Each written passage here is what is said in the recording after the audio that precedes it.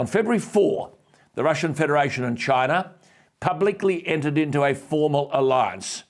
So, by entering the Ukraine crisis against Russia, Australia has taken a position against China. Yet China is our number one trading partner, buying more than $165 billion of our exports each year. And whether we like it or not, China's the great power in our region. Now, while we've got all sorts of alliances, we cannot ignore the power of the BRICS grouping, B-R-I-C-S, short for Brazil, that's the B, R for Russia, I for India, C for China, and S for South Africa.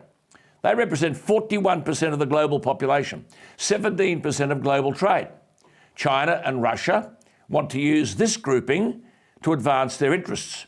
But this group of nations are our trading competitors. They export the same commodities as we do. Many countries are keen to join BRICS. If we're identified as we are with the war in Ukraine opposing Russia, might the BRICS grouping be used against us? One thing that was never considered at the outset, surely, was the sheer incompetence of the Biden administration, to which we seem to have hitched our wagon. Yes, we have an alliance with the United States, but in the light of the Biden incompetence and the fact that the Ukraine conflict is really a European NATO issue, thousands of kilometres away from us, who in Canberra argued that we should perhaps sit this one out? Now we find that on March 7, the Russian government issued a list of nations that it views as unfriendly. We're on that list. But the same Russia announced an historic alliance, as I said, in February with China. Therefore, is our involvement in the Ukraine going to mean significant consequences for Australia? I repeat, exports to China, $165 billion. Our total export trade, $515 billion. So, back to the BRICS nations.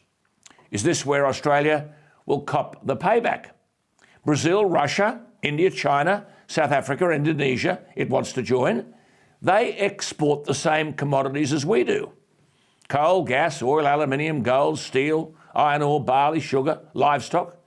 Could China replace our exports with exports from the BRICS nations?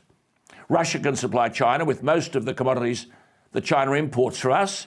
As Ted Dwyer writes, and I quote, in March 2022, the Indonesian state-owned energy giant Pertamina confirmed that they were interested in replacing Australian oil and wheat as they were being offered the same commodities at discounted rates by Russia. He further points out, quote, Russia and the BRICS nations can replace almost all of Australia's exports to Indonesia. I think Ted Dwyer in The Spectator sums it up splendidly, quote, by remaining out of the Ukrainian disaster, Australia would likely have evaded the payback that is coming. But right now, he writes, Australians have to prepare for the inevitable backlash. It is not going to be pretty, unquote. And therein lies an enormous and important story.